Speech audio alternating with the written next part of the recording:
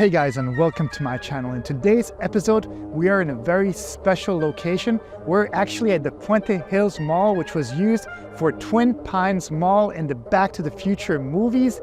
And yes, it is also a very specific date. It's October 26th, and at 1:15 a.m., that's when time travel happened in the movie. So yes, every year there's a gathering, and this year is no exception. There's another gathering, so there's going to be a bunch of DeLoreans. There's going to be maybe some other cars from the Back to the Future franchise. So I'm super duper excited. So without any further ado, let's explore.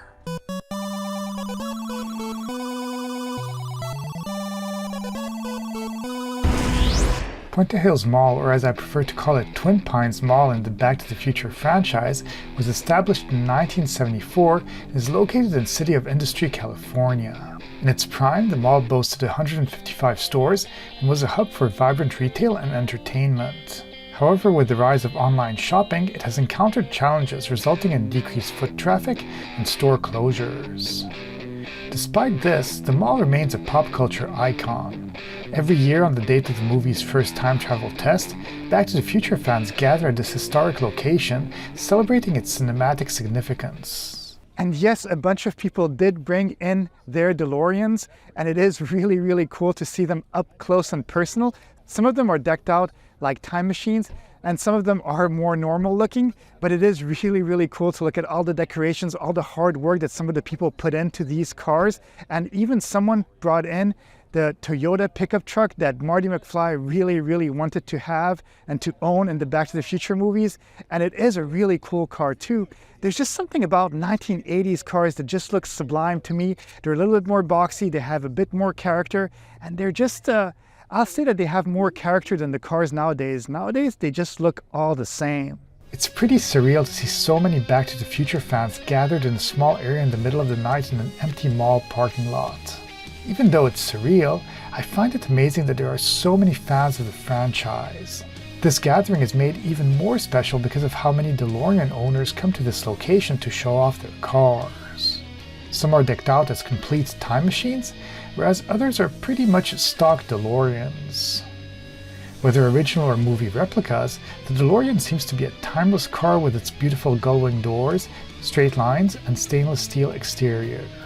Also seeing the lifted four-wheel drive 1985 Toyota SR5 Extra Cab was such a treat. Its design is really 80s, but has an enormous charm that current cars seem to be missing. Looking at it up close with its huge wheels and black paint exterior makes it easy to understand why Marty McFly was all about buying this car in the movie.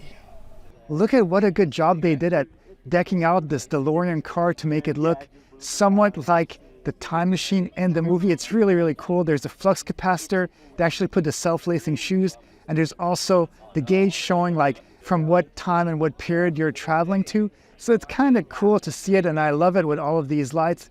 There's just something about the DeLorean. And if I had maybe an extra $30,000, $40,000, I may actually buy one of these DeLoreans just because it's my dream car.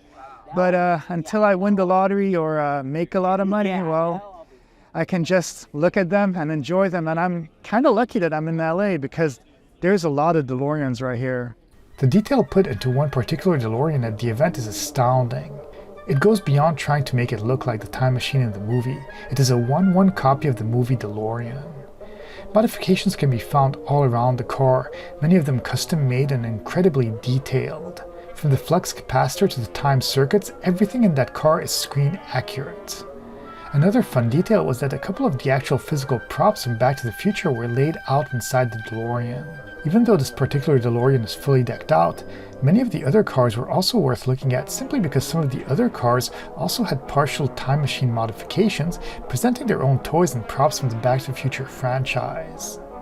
Each vehicle presented a part of the Back to the Future films, making them mini museums in themselves. Behind me, we actually have the entrance of Marty McFly at Twin Pines Mall, where he comes down the hill with his skateboard. It's kind of different looking when you see it in real life. I had a hard time recognizing it, but now that I see it on camera, it does look the same. And then when he reaches the end of his descent, he's overlooking the whole Twin Pines Mall parking lot. And right now, there's a lot of people looking at all the DeLoreans, looking at all the cool memorabilia from Back to the Future, and it's really exciting, again, to see people sharing your same passion. Seeing the actual movie location in Los Angeles is fascinating. You may pass in front of a place for years and not realize it's an iconic spot. On a fun note, a musician at this event played and sang many of the BTTF tunes, adding more magic to the night. On the edge of the parking lot, we can also see the hill where Marty rolls down, another easily missed shooting location. Since the iconic moment in the film happens at 1:15 a.m. at PINES Mall on October 26th, there is a tradition where one person dressed as Marty McFly goes down the little slope, recreating the moment in the movie and punctuating the end of a wonderful gathering. Wow, seeing all of these DeLoreans is just amazing.